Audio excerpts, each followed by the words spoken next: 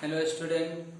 तो आज हम ऑर्गेनिक केमिस्ट्री का एक बहुत इंपॉर्टेंट पार्ट आइसोमेरिज्म शुरू करेंगे। लेकिन आइसोमेरिज्म पढ़ने से पहले आपको नोमेनक्लेचर का थोड़ा बहुत नॉलेज होगा।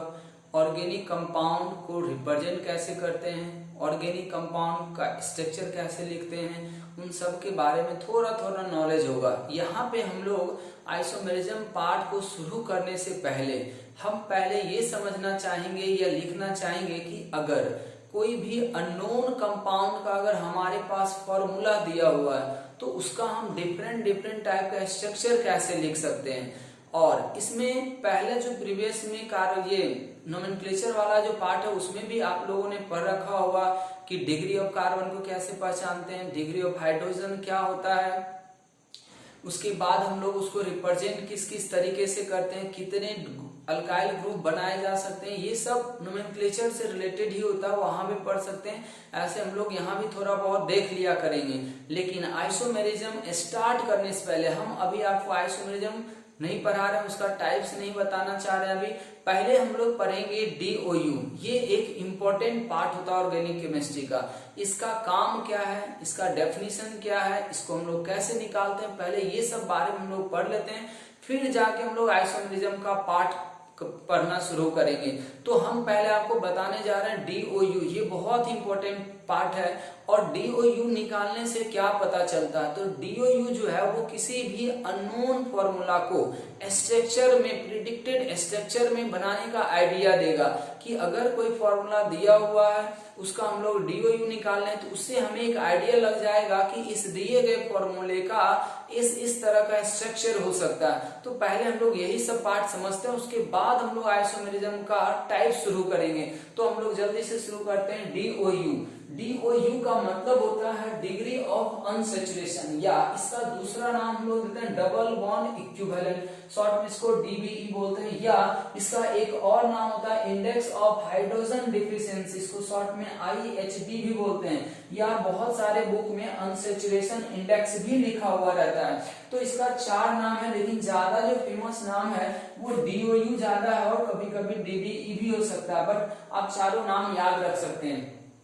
अब पहले हम ये समझते हैं कि ये डबल बॉन्ड इक्विवेलेंट या डिग्री ऑफ अनसैचुरेशन होता क्या है। तो यहाँ पे हमने इसका डेफिनेशन लिख रखा है। इसको हम लोग डिफाइन कैसे करते हैं, तो number of moles which is supplied to 1 mole of compound. अब ये कंपाउंड कैसा हो सकता है, तो ये कंपाउंड अनसैचुरेटेड हो सकता है, मतलब डबल बॉन्ड कंटेनिंग हो सकता है, रिंग हो सकता है। इसको हम लोग इसमें कन्वर्ट करते हैं ओपन चेन सैचुरेटेड अल्केन हम लोग बोल सकते हैं। ओपन चेन सैचुरेटेड कंपाउंड का मतलब हम लोग जनरली क्या लेते हैं, अल्केन लेते हैं। तो उसकी कोरस्पॉन्डिंग अल्केन बनाने में जितना मोल हाइड्रोजन मॉलिक्यूल का रिक्वायरमेंट होगा, ठीक है, उसी को हम लोग उस कंपाउंड का क्या बोलते हैं, DOU बोलते हैं। या आप इसको ऐसे समझ सकते हैं कि जब कोई भी कंपाउंड दिया हुआ रहे, ठीक है, तो अगर उस कंपाउंड से हम लोग हाइड्रोजन मॉलिक्यूल को निकालते हैं, अगर एक हाइड्रोजन मॉलिक्यूल आप किसी सैचुरेटेड कंपाउंड से निकाल देते हैं तो बनने वाले कंपाउंड का DOU कितना माना जाएगा, 1 माना जाएगा। ठीक है, इस चीज को हम आगे समझते भी हैं। पहले हम लोग इसका निकालने का तरीका समझते हैं कि DOU को कैसे निकालते हैं। इसका जो नेक्स्ट टॉपिक है वो है कैलकुलेशन ऑफ DOU। ये बहुत इंपॉर्टेंट है, क्योंकि पहले कैलकुलेशन तो आए हमको, तब तो हम इसका फिर एप्लीकेशन देखेंगे, इसको कैसे कैसे यूज करते हैं। तो अभी हम आपको सिखाने जा रहे हैं कि DOU किसी भी तरीके का कंपाउंड हो उसको हम लोग कैसे निकालते हैं। तो इसका 2 तरीका होता है। एक होता है क्या कि कंपाउंड का आपको फॉर्मूला दिया हुआ रहेगा, इसीलिए हम ए पार्ट में लिखे हैं कि when formula of compound is given. अगर फॉर्मूला दिया हुआ है तब हम कैसे निकालेंगे। तो यहाँ पे देखिए हम फॉर्मूला लिख रखे हैं कि DOU बराबर होता है C+1, माइनस करना है H plus x minus N/2। अब इसमें ये सब क्या है, तो C का मतलब यहाँ है नंबर ऑफ कार्बन एटम, कि जिस कंपाउंड का हम DOU निकालने जा रहे हैं उस कंपाउंड के अंदर कितना कार्बन एटम है, ठीक है। फिर H है वहां पे हाइड्रोजन एटम का संख्या। X के बारे में सबको पता होगा कि X को हम लोग हेलोजन बोलते हैं, मतलब फ्लोरीन, क्लोरीन, ब्रोमीन, आयोडीन, उसका संख्या। फिर नाइट्रोजन है, नाइट्रोजन का संख्या डिवाइडेड बाय 2। अब किसी के दिमाग में ये बात आ रहा होगा कि क्या कोई भी कंपाउंड के अंदर कार्बन, हाइड्रोजन, हेलोजन और नाइट्रोजन ही हो सकता क्या? तो ऐसा जरूरी भी नहीं है। लेकिन अगर हम ऑर्गेनिक कंपाउंड की बात करें तो ऑर्गेनिक कंपाउंड में कार्बन, हाइड्रोजन के अलावे जो अदर एटम यूज होते हैं वो जनरली आपको मिलेगा ऑक्सीजन, नाइट्रोजन, बहुत हो सकता तो सल्फर मिल सकता है। ठीक है, तो यहाँ ऑक्सीजन के बारे में तो कुछ नहीं लिखा गया, तो ऑक्सीजन का डीओयू में किसी भी तरह का कंट्रीब्यूशन नहीं होता है, इसीलिए हम उसको इग्नोर कर देते हैं। बात आएगा सल्फर, तो सल्फर भी चूंकि ऑक्सीजन फैमिली का ही मेंबर है इसलिए उसको भी इग्नोर करेंगे। अब कोई कहेगा कहीं फास्फोरस आ जाए तो आ सकता है, तो यहाँ पे हम लोग क्या करें, नाइट्रोजन की जगह पे फास्फोरस भी यूज कर सकते हैं। तो जनरली की बात करते हैं तो ऑर्गेनिक कंपाउंड्स में नाइट्रोजन तक ही रहता है, सेकेंड पीरियड का एलिमेंट ही यूज होता है, इसलिए डीओयू का फॉर्मूला ऐसा ही बनाएगा। फास्फोरस कंटेनिंग ऑर्गेनिक कंपाउंड हमें पढ़ना भी नहीं है, इसीलिए हमारे लेवल पे जो डीओयू है वो इस तरीके से निकलता है। एक तो ये फॉर्मूला आप याद रख लें तो भी बन जाएगा, लेकिन हम इस फॉर्मूले को लगाने से बचते हैं क्योंकि हमें ये फॉर्मूला बहुत ज्यादा कॉम्प्लिकेटेड नजर आता है। तो अब हम कैसे निकालें, हम आपको एक दूसरा तरीका बता रहे हैं। अगर आपको यही अच्छा लगे तो आप इससे भी निकाल सकते हैं, नहीं तो हम जो तरीका एडप्ट करते हैं हम उसके बारे में डिस्कशन करते हैं। यहाँ पे जो भी एटम लिखा हुआ वो एटम का संख्या लिखा हुआ, कार्बन का संख्या, हाइड्रोजन का संख्या, एक्स का संख्या, एन का संख्या, ठीक है, ये उस प्रेजेंट कंपाउंड में सबका संख्या लिखा हुआ। अब हम इसकी बात अभी छोड़ देते हैं, ठीक है, अगर ये बात आपको याद रखना तो याद रख सकते हैं, इससे भी निकल जाएगा। दूसरा क्या कह रहा है कि मान लीजिए फॉर्मूला दिया हुआ, हम सिर्फ बात करते हैं हाइड्रोकार्बन का, कि ऐसा कंपाउंड जिसमें कार्बन और हाइड्रोजन है तो उसका डीओयू निकालने का ये फॉर्मूला है। आप इसको सिर्फ याद रखें, बाकी फिर हमें कोई फॉर्मूला याद रखने की जरूरत नहीं है। अब देखिए देखने से फॉर्मूला बहुत लंबा चौड़ा लग रहा है, लेकिन अगर हम इसको लगाएंगे कंपाउंड में बहुत तेजी से लगेगा, बहुत जल्दी से रिजल्ट देगा।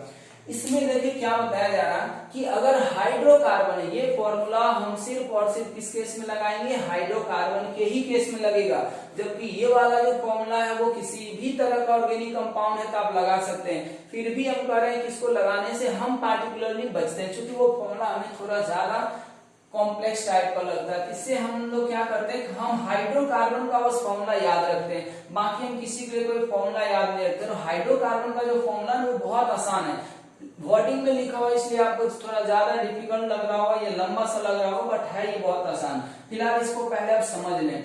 डीओयू निकालने का तरीका क्या है, हाइड्रोकार्बन वाले केस में अगर कार्बन हाइड्रोजन का कंपाउंड है तब क्या करता कि आपके कंपाउंड के अंदर जितना कार्बन दिया हुआ है उस कार्बन के कोरस्पॉन्डिंग आप अल्केन सोचें, उस कार्बन के कोरस्पॉन्डिंग आप अल्केन सोचें। जैसा कि हम अभी आपको एक एग्जांपल के थ्रू इसको समझाने की कोशिश करते हैं इस फॉर्मूले को।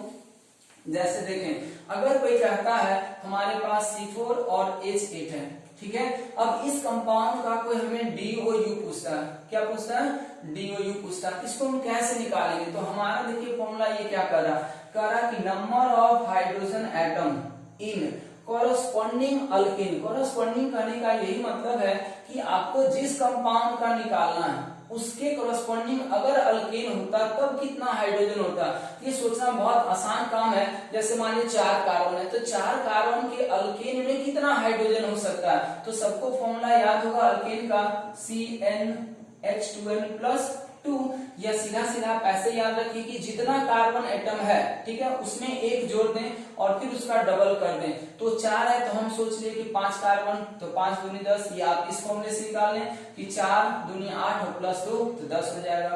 फिर माइनस करना, इसका मतलब देखिए यही हुआ, जब भी आपको कोरस्पॉन्डिंग अल्केन में हाइड्रोजन देखना हो तो कंपाउंड का चूंकि आप बोल रहे हैं फॉर्मूला दिया हुआ, तो फॉर्मूला दिया उसका मतलब उसमें कार्बन एटम का संख्या देगा, हाइड्रोजन एटम का संख्या देगा।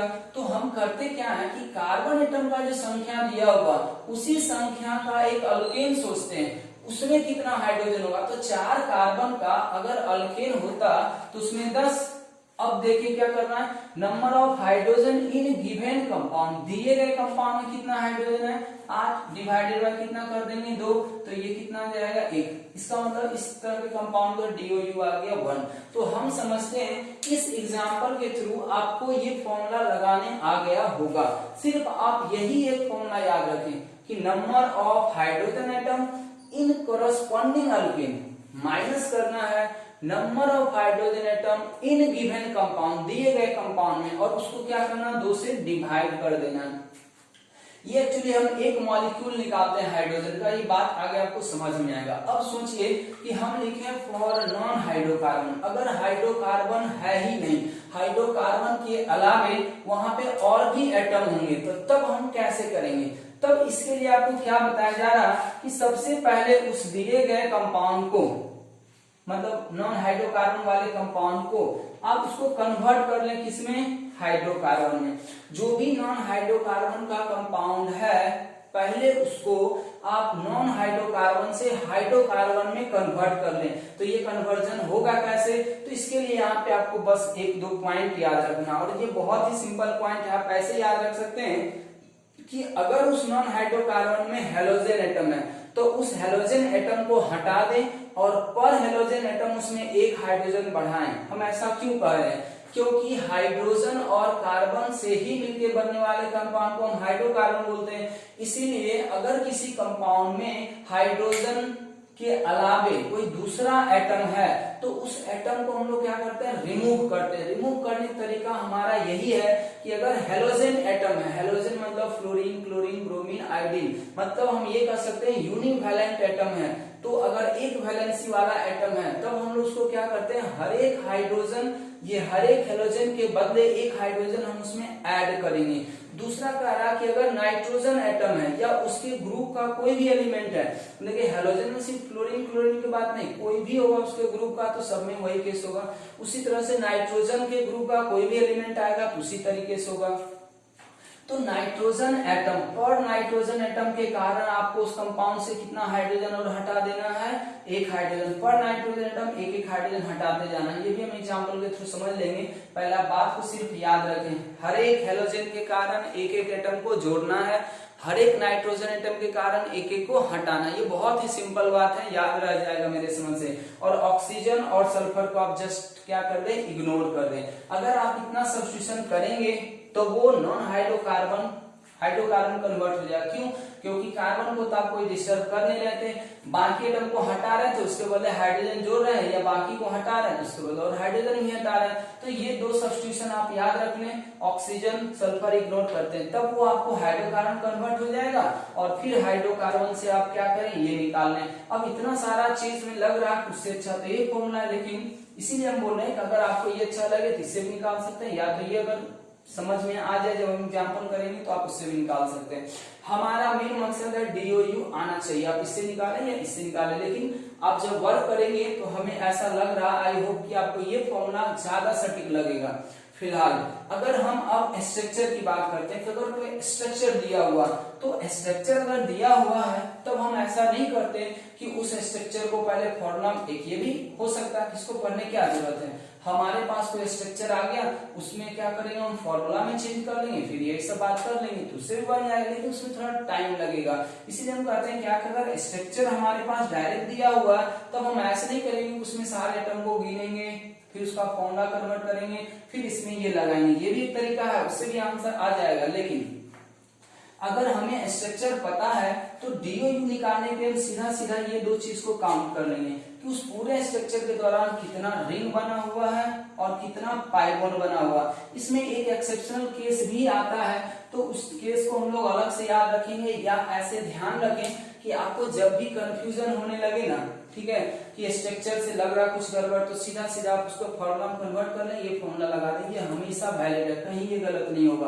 लेकिन कभी कभी क्या होता है ना, रिंग काउंट करने में हमें दिक्कत होता है, ठीक है, तो वहां पे भी कभी कभी डिफरेंस आ सकता है। जब कंफ्यूजन होने लगे तो आप उसको क्या करो, सीधा उसको फॉर्मूला में कन्वर्ट कर दो, फिर से ये लगा दो। अगर लगे कि नहीं क्लियर है, कोई दिक्कत वहां नहीं लग रहा, तो सीधा सीधा आप इंडिविजुअल रिंग और ये पाई बॉन्ड्स या रिंग सबको काउंट कर लें तो ये आ जाएगा।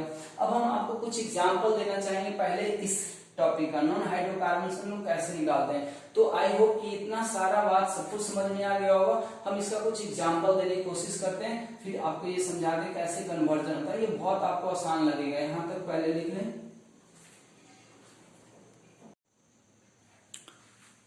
अब जैसे देखिए यहाँ पे कुछ कंपाउंड दिया और फॉर्मूला दिया, अभी हम फॉर्मूले वाले सवाल करें। अभी सभी लोग फोकस करें, क्या सभी लोगों को डीओयू निकालने आ रहा है या नहीं आ रहा। उसके अलावा अभी आपको कुछ भी नहीं सोचना, हम लोग धीरे धीरे चीजों को समझेंगे। सबसे पहला टारगेट अभी हमारा है, क्या कोई भी कंपाउंड का फॉर्मूला अगर दिया जाए तो हम डीओयू निकाल पा रहे हैं या नहीं निकाल पा रहे हैं। अभी सिर्फ और सिर्फ फोकस इतना होना चाहिए। एक चीज और हमेशा ध्यान रखें, जब भी ऑर्गेनिक आप पढ़ते हैं तो ऑर्गेनिक पढ़ते समय क्या करना है कि जो चीज आपको समझाया जा रहा है सिर्फ उसी पे फोकस करें। कारण क्या है, ऑर्गेनिक जो है ना एक दूसरे से सबसे लिंक होता है। अगर एक के बारे में सोच के फिर दूसरे पे चले जाएंगे तो वो रुकने वाला नहीं है। दूसरा बात फिर तीसरा भी आपको लगेगा, चौथा भी लगेगा। इसलिए जो चीज आप सीख रहे हैं ना सिर्फ उसी पे फोकस करें।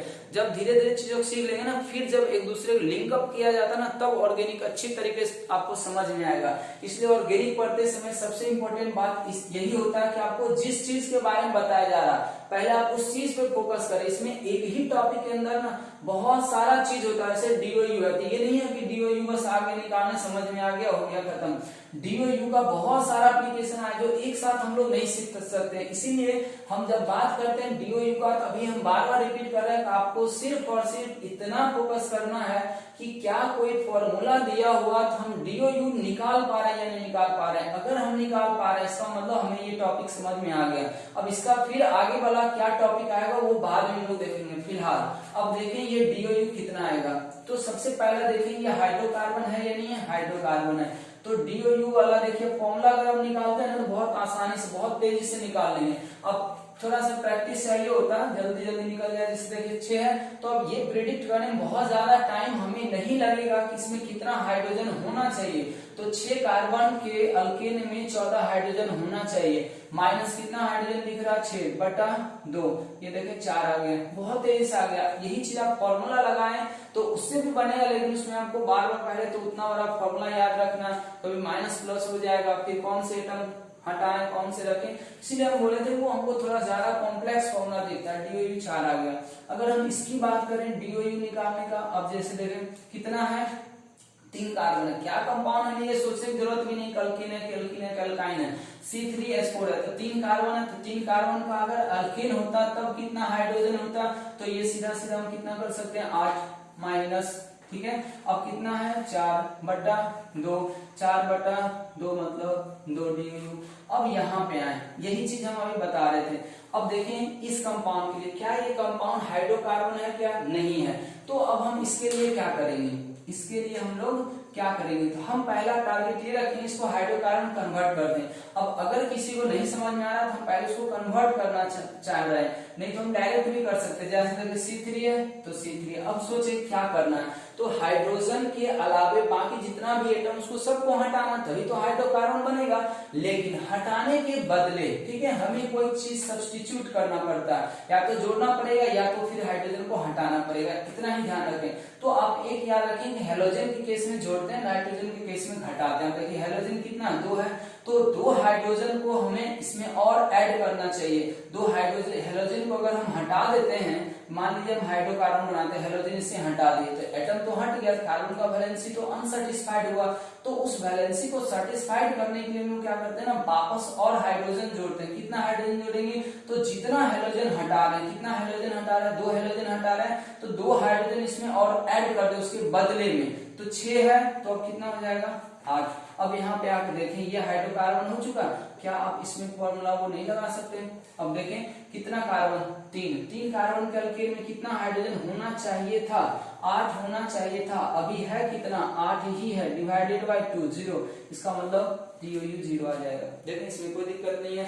अब यहाँ पे आ जाए, क्या ये हाइड्रोकार्बन है या नहीं है, इसको बनाना है। बनाएंगे कैसे, C3 कर देंगे। कितना नाइट्रोजन एटम है, 1 नाइट्रोजन, इसको तो हटाना है क्योंकि हमें तो सिर्फ हाइड्रोकार्बन चाहिए। तो हाइड्रोकार्बन मतलब कार्बन और हाइड्रोजन होना चाहिए, मतलब नाइट्रोजन यहाँ नहीं दिखना चाहिए। तो नाइट्रोजन नहीं दिखना चाहिए। अगर हम नाइट्रोजन को हटाते हैं तो उसके बदले, उसके कंपनसेशन के फॉर्म में हमें कुछ और सब्स्टिट्यूशन करना होगा। वो क्या करना होगा, 1 हाइड्रोजन भी यहाँ से घटा देना होगा, 1 हाइड्रोजन भी घटा देना होगा। अब यहाँ पे देखें हम डीओयू इसका भी कितना जाएगा, इसका डीओयू कितना होगा, 8 - 8/2, 0 आएगा।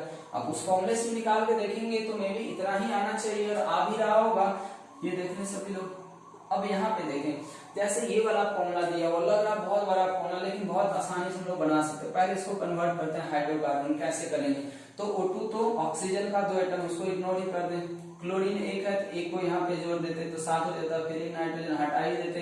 इसका मतलब ओवरऑल ये सब कंपनसेट ही हो चुका, तो सीधा सीधा हमारा ये बचा।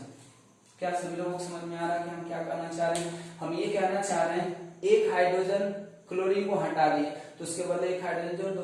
फिर ऑक्सीजन है तो ऑक्सीजन का कोई वैल्यू नहीं, उसको सीधा इग्नोर कर दो। नाइट्रोजन को हटा रहे हैं तो फिर एक हटा दो, तो एक जोड़ो और एक हटा दो, तो ओवरऑल तो इतना ही रह गया, हो गया। अब इसका डीओयू निकाल लें, तो डीओयू देखो जल्दी जल्दी निकलेगा। 5 है तो 5 का डबल करेंगे पहले, फिर 2 जोड़ेंगे तो ये आ जाएगा 12, माइनस कितना कर देंगे आप 6/2, तो 6/2 मतलब कितना 3, डीओयू 3 आ जाएगा। इसमें आप देखें तो ये तो हाइड्रोकार्बन चेंज होने मतलब सीधा C3H6 आ जाएगा, ठीक है। O2 को इग्नोर कर देना, ऑक्सीजन के 2 एटम को सीधा इग्नोर, तो ये डीओयू आपको कितना मिल जाएगा? डीओयू कितना मिल जाएगा? 4 का सॉरी 3 है तो 3 के डबल को हम लोग करते हैं तो 2 उसमें और जोड़ दें, क्योंकि 2n होता है तो ये आ जाएगा 8 माइनस 6/2, 2 एक डीओयू। मेरे समझ से सबको ये बात समझ में आ रहा होगा। C2H5 है, तो अब n को हटाना था, n को हटाने के बदले हमें एक हाइड्रोजन भी हटाना होगा इनके साथ, ये आ जाएगा। अब बताएं डीओयू इसका निकालना आसान है कि नहीं? एक ही फॉर्मूला बस है, ठीक है। बस सब्स्टिट्यूशन याद रखना, सब्स्टिट्यूशन में बहुत ज्यादा कुछ नहीं है। हेलोजन के लिए जोड़ना है, नाइट्रोजन के लिए घटाना, ऑक्सीजन को इग्नोर करना, छोटा सा बात है। तो ये देखिए 4 है, तो 4 के लिए हम लोग, ये 2 है तो 2 के लिए हम लोग कितना करेंगे 6 माइनस कितना 4/2, ये देखें एक डीओयू 1। इसमें भी देखें तो ये आ जाएगा C4, H कितना हो जाएगा 10। अगर हम यहाँ पे डीओयू की बात करें तो ये कितना आ जाएगा? C4H10 है तो ये हो जाएगा 12 माइनस 10/2, ये एक डीओयू आ रहा है मेरे समझ से। 4 है ना, 4 का 12 होगा, सॉरी 10 ही होगा ना, 12 कैसे, तो ये डीओयू कितना आ गया यहाँ पे 0 आ गया, ठीक है। फिर अब यहाँ पे आ जाए, अब इसमें देखें Cl है तो C4 करेंगे, H कितना कर देंगे, तो क्लोरीन है तो हर एक क्लोरीन के लिए जोड़ना है तो ये 8 कर देंगे, तो मेरे समझ से डीओयू इसका कितना आ जाएगा? अब देखिए 4 है तो 4 कार्बन के रिस्पेक्ट में अल्केन में कितना होना चाहिए था? 10 होना चाहिए था। अगर अल्केन बनाते तो अल्केन होता तो सेचुरेटेड होता, तो लेकिन अनसेचुरेटेड अभी है तो डिवाइडेड बाय। तो मेरे समझ से डीओयू किसी भी तरीके का फॉर्मूला है तो आप निकाल सकते हैं, ठीक है। अब अगर हम लोग स्ट्रक्चर देते हैं, स्ट्रक्चर अगर देता है तब कैसे निकालेंगे? तो हम लोग कुछ अब स्ट्रक्चर देते हैं, पहले से बनाया हुआ स्ट्रक्चर है वो भी आसान होता है। लेकिन ये भी बात ध्यान रखें, अगर आपको कहीं कंफ्यूजन हो जाए तो बहुत ज्यादा इसमें दिमाग लगाने की जरूरत है ही नहीं, और हमें कोई टैलेंट भी नहीं दिखाना कि नहीं हम तो स्ट्रक्चर से ही निकालें, हमें तो डीओयू निकालना है। बहुत ज्यादा झंझट वाला सवाल आ जाए तो सीधा उसको फॉर्मूला में चेंज कर लो, उसके बाद फॉर्मूला लगा दो, वो कभी गलती नहीं होगा।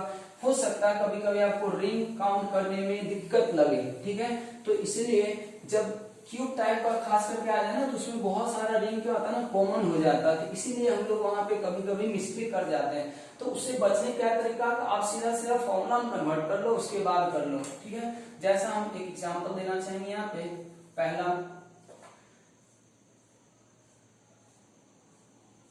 अगर मान ली कोई ऐसा दे रहा है फिलहाल, ठीक है, बेंजीन को और भी तरीके से लिख सकते हैं, ऐसा दे रखा है, कोई ऐसा भी दे सकता है। ये भी एक्चुअली देखिए बेंजीन है, ये भी बेंजीन है, ये भी बेंजीन है, ये इसको हम लोग देवार बेंजीन बोलते हैं। देवार नाम का साइंटिस्ट जो है C6H6 का ऐसा स्ट्रक्चर प्रेडिक्ट किया था, लेकिन इस स्ट्रक्चर को हम अडॉप्ट नहीं किए। क्योंकि नहीं किए? क्योंकि जो जनरली बेंजीन का प्रॉपर्टी था वो इस स्ट्रक्चर से नहीं सेटिस्फाई हो रहा था, इसलिए इसको छोड़ दिया गया।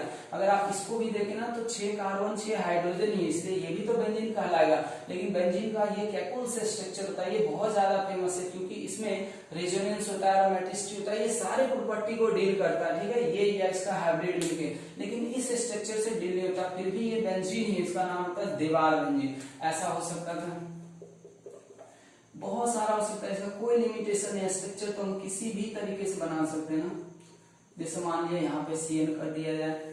अब देखिए इसमें जब भी ऐसा आए तो हम लोग क्या करेंगे, जब भी आपको कोई फंक्शनल ग्रुप, हम ये समझते हैं फंक्शनल ग्रुप का भी नॉलेज होगा, अगर आप ये आइसो नोमेनक्लेचर पहले से पढ़ रखे हैं, तो इसीलिए वो सब चीज बहुत ज्यादा जरूरत पड़ेगा। यहाँ भी ऐसे ऑर्गेनिक का कोई भी टॉपिक पढ़े, दूसरे टॉपिक का जरूरत पड़ेगा ही पड़ेगा। इसीलिए हम लोग इसको कोशिश करते हैं एक साथ पढ़ें, ठीक है। ऐसा फिजिकल या इनऑर्गेनिक टाइप का ये नहीं होता कि एक टॉपिक पढ़ लिया उससे बाद उससे कोई रिलेशन नहीं, इसमें हमेशा एक दूसरे को रिलेट करना पड़ता है। इसलिए अब आइसोमेरिज्म पढ़ रहे हैं तो नोमेनक्लेचर का नॉलेज होना ही चाहिए, ठीक है। अब यहाँ पे अगर हम लोग माने COH लिखते हैं, ऐसा लिखते हैं, और एक ऐसा होता क्यूबेन स्ट्रक्चर का, इसी में कि आपको डाउट हो जाएगा, ठीक है। ये जो होता है क्यूबेन, इसमें आपको डाउट होगा।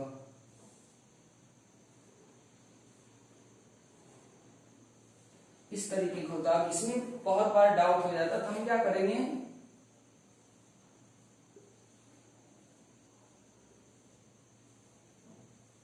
चलिए अब इसको पहले हम निकालते हैं। देखें इसका अगर हमें DOU निकालना होगा तो चूंकि स्ट्रक्चर दिया होता है, स्ट्रक्चर में क्या समझाया गया, पाइबोन और लोन, ये पाइबोन और रिंग को काउंट कर ले। अब देखिए पहले ये कितना रिंग है, एक रिंग है, ठीक है। पाइबोन कितना, 2 3, तो इसका मतलब एक रिंग और एक पाइबोन, टोटल मिला कितना हो गया, 4। एक पूरा रिंग और उसके बाद पाइबोन, 4 हो गया।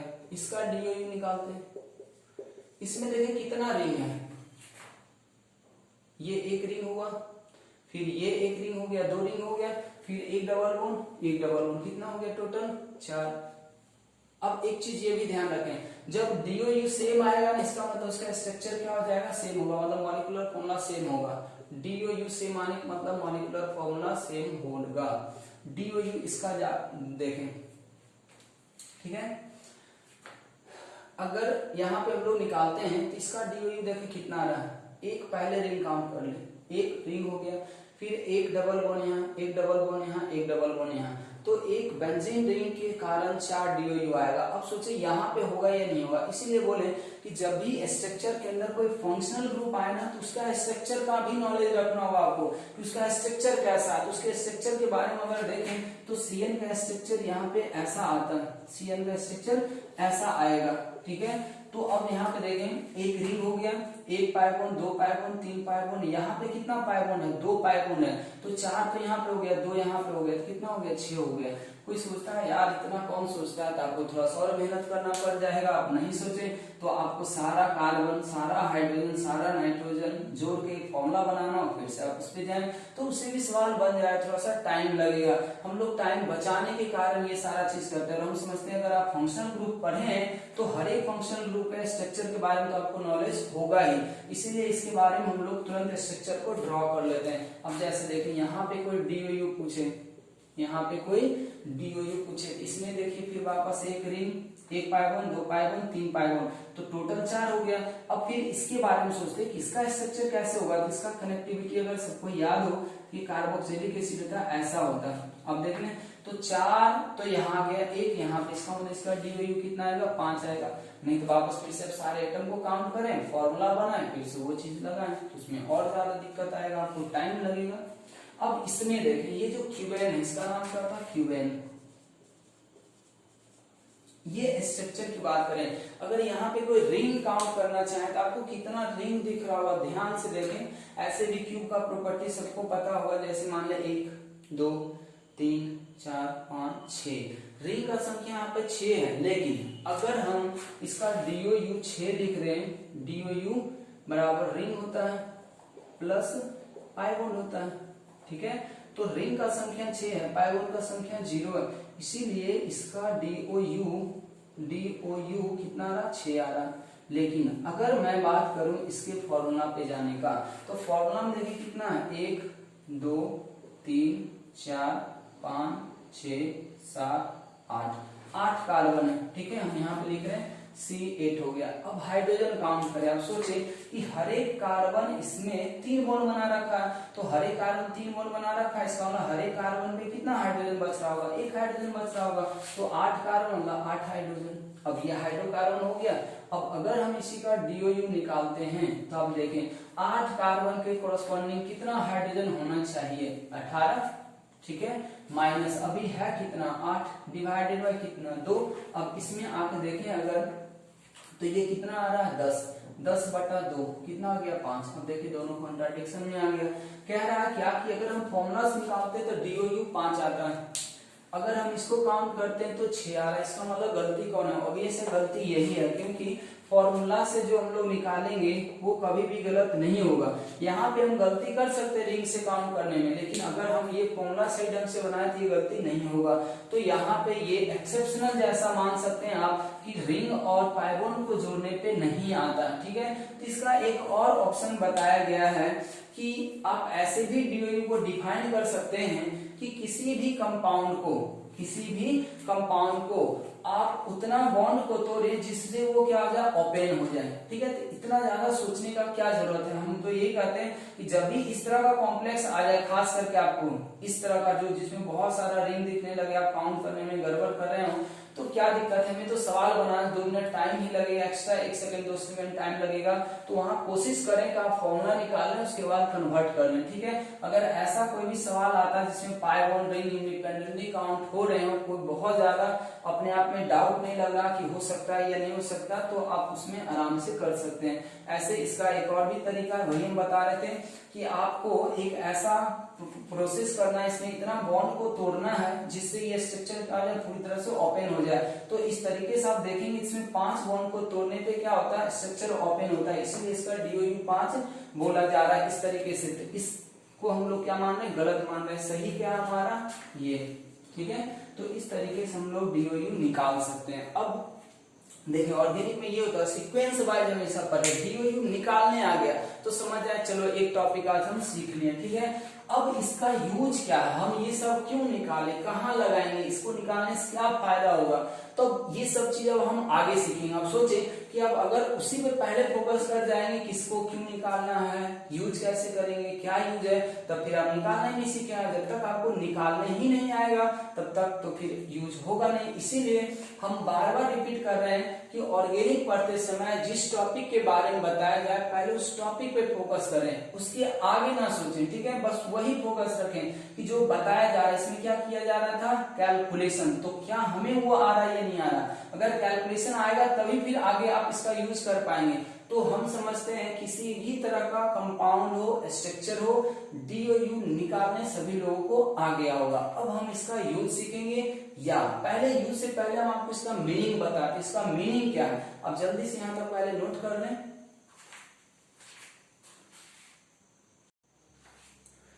अब देखिए हम लोग थोड़ा सा डीओयू का मीनिंग समझने की बात कर रहे थे, ठीक है। तो अब अगर हम लोग एग्जाम्पल से एक समझे, इसको थोड़ा ध्यान से समझें, इसका बहुत ज्यादा इंपॉर्टेंस नहीं रह जाएगा, लेकिन हाँ जब आप इसको समझ लेंगे ना तो आपको बाद में जो चीज लिखाएंगे ना कि डीओयू 1 आएगा तो डीओ 1 का मतलब कैसा कैसा स्ट्रक्चर होगा, तो हम बोलेंगे वहां पे या तो ये रिंग बन सकता है, या अगर ओपन चेन बनाएंगे तो एक डबल बॉन्ड आ सकता है। तो ये हम कैसे बोल रहे हैं, बस इस चीज को समझने के लिए आपको ये चीज समझना जरूरी है। बाकी तो हम लोग काम फिर वहीं से करेंगे। आपको डायरेक्ट अगर याद रखना है तो डायरेक्ट याद रखना, नहीं तो जो बात हम आगे लिखाने वाले हैं, आप कहीं देखिएगा बुक में भी लिखा हुआ रहेगा कि अगर डीओयू किसी कंपाउंड का 2 आ जा रहा है तो इसका क्या क्या मीनिंग होता है। तो 2 डीओयू आने का मतलब वहां पे लिखा हुआ रहेगा आपको ये कि अगर ओपन चेन स्ट्रक्चर बनाते हैं ना तो आपको उसमें 2 पाई बॉन्ड देना है, ठीक है। एक तो ये बात लिखा हुआ रहेगा। दूसरा कहेगा क्या कि अगर आप रिंग बनाते हैं तो रिंग में 2 पॉसिबिलिटी है, या तो आप एक सिंगल रिंग बनाएं तो उसके साथ एक डबल बॉन्ड होगा, या आप एक फ्यूज रिंग बना दें, या ओपन चेन में आप 2 पाई बॉन्ड के साथ ट्रिपल बॉन्ड भी बना सकते हैं। ये सब बात लिखा हुआ रहता था, हम उसी को समझने की कोशिश करते हैं कि आखिर ये सब कैसे बताया जा रहा कि एक डीओ का मतलब ऐसा ही स्ट्रक्चर होगा, तो उसको हम समझने में थोड़ा सा आपको ये बताना चाह रहे हैं। जैसे देखिए हम पहला अल्केन ले रहे हैं, ठीक है। हम पहले एक छोटा सा अल्केन लेने की कोशिश कर रहे हैं और इस पे जो हाइड्रोजन रिक्वायर्ड है, इतना सबको पता होगा, कार्बन हमेशा कितना बॉन्ड बनाता है, 4 बॉन्ड बनाता है, ठीक है। अब देखें डीओयू का एक यही मतलब है, अगर अल्केन है कोई भी सैचुरेटेड कंपाउंड से ही हम लोग अनसैचुरेटेड कंपाउंड बनाएंगे या रिंग का फॉर्मेशन होता है। ये पहले बात समझ गए, रिंग का फॉर्मेशन भी हमेशा किसी न किसी सैचुरेटेड मतलब अल्केन से ही हो सकता है। अगर कहीं पे पाई बॉन्ड रहा है 2 कार्बन के बीच में तो वो भी पाई बॉन्ड कभी न कभी अल्केन से ही बना होगा, तो उसी चीज को हम समझते हैं। अब जैसे देखिए कहता क्या है कि अगर अल्केन है तो उस अल्केन का DOU कितना होगा, 0 होगा। क्यों? क्योंकि हाइड्रोजन और कार्बन एक दूसरे को क्या कर रहा है, वैलेंसी को सेटिस्फाई कर रहा है। ठीक है, अल्केन का मतलब होगा सैचुरेटेड। अल्केन को हम लोग क्या बोलते हैं, सैचुरेटेड माना गया कि एज रिक्वायर्ड कार्बन पे हाइड्रोजन लगा हुआ है। अब हम लोग करते क्या है कि अगर आप किसी हाइड्रोकार्बन से, ध्यान रखें, आप अगर किसी हाइड्रोकार्बन मतलब अल्केन, अगर आप किसी अल्केन से 2 हाइड्रोजन एटम को कम करते हैं या एक हाइड्रोजन मॉलिक्यूल को कम करते हैं, तब भी एक कंपाउंड बनेगा और उस बनने वाले कंपाउंड का DOU कितना कहलाएगा, 1 कहलाएगा। अब देखिए यही से वो डेफिनेशन लिखा गया था कि अगर हम किसी अल्केन में एक हाइड्रोजन मॉलिक्यूल या 2 हाइड्रोजन एटम, चूंकि जब हम मॉलिक्यूल की बात करते हैं तो H2, या इसमें एटम की बात करें तो कितना होगा, 2 एटम। तो हम दोनों बात बोल रहे हैं कि अगर किसी अल्केन से हम 2 हाइड्रोजन एटम को हटा देते हैं, ठीक है, उसके बाद जो कंपाउंड बनेगा जिसमें कार्बन का वैलेंसी सेटिस्फाई होगा, तो जब हम हाइड्रोजन हटाएंगे कोई भी 2, तो कार्बन का वैलेंसी तो अनसेटिस्फाइड हो जाएगा। तो उस वैलेंसी को सेटिस्फाइड करने के लिए कार्बन क्या करेगा, एक बॉन्ड बनाएगा, नया बॉन्ड बनाएगा। वो बॉन्ड या तो पाई बॉन्ड हो सकता है या 2 कार्बन एक दूसरे से रिंग के फॉर्म में जुड़ सकता है। वो डिपेंड करेगा हाइड्रोजन कहां कहां से हट रहा है। अब वही सारा चीज हम आपको इसमें समझाने की कोशिश करते हैं। अब ध्यान से देखें, बहुत आराम है, समझ में आ जाएगा। तो उसको हम एक DOU बोलते हैं। अब सोचिए कि अगर किसी हाइड्रोकार्बन से आप 2 हाइड्रोजन मॉलिक्यूल को कम कर देते हैं या 4 हाइड्रोजन एटम को कम कर देते हैं, उसके बाद जो कंपाउंड मिलेगा तो उस कंपाउंड का DOU कितना माना जाएगा, 2 माना जाएगा। जैसे देखें, हम अभी आपको कह रहे हैं क्या कि हमें 2 हाइड्रोजन एटम को हटाना है। कितने हाइड्रोजन एटम को हटाना है, 2 हाइड्रोजन एटम को हटाना है। इससे 2 हाइड्रोजन एटम मतलब एक मॉलिक्यूल को हटा दे।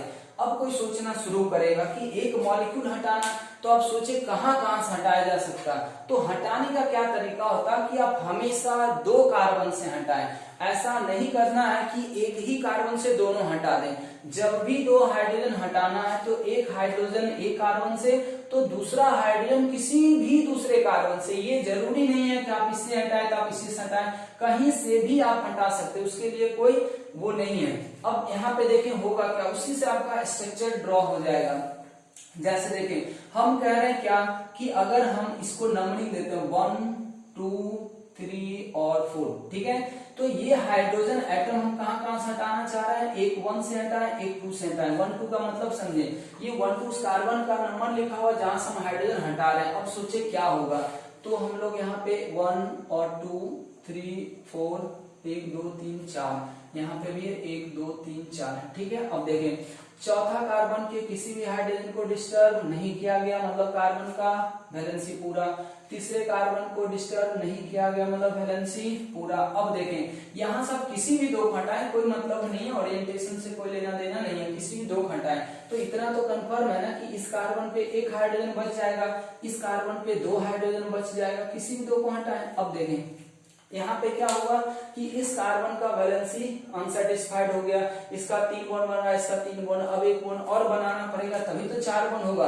तो वो जो दोनों हाइड्रोजन हटा, इसी की वजह से यहाँ पे क्या आ जाएगा, डबल बॉन्ड आएगा। ये दोनों मिलके क्या कर लेंगे, डबल बॉन्ड। तो एक स्ट्रक्चर ये। अब कोई इसका अगर पूछे ना कि DOU कितना होगा, तो हम 1 बता देंगे। हम क्यों 1 बता देंगे, क्योंकि हमें ये पता चल रहा है कि इस हाइड्रोकार्बन से ये कंपाउंड बनाने के लिए कितना हाइड्रोजन मॉलिक्यूल को हटाएं, 1 मॉलिक्यूल। तो वहां 2 से डिवाइड भी ये करते हैं। जब हम हटाते हैं ना, हाइड्रोजन का डिफरेंस तो क्या देता है, नंबर ऑफ हाइड्रोजन देता है, लेकिन हमको नंबर ऑफ हाइड्रोजन एटम का जरूरत नहीं होता, हमें मॉलिक्यूल का जरूरत होता है। इसीलिए उसको हम लोग वापस 2 से डिवाइड करते हैं ना, तो वो मॉलिक्यूल में कन्वर्ट करते हैं। एक स्ट्रक्चर ये आ गया।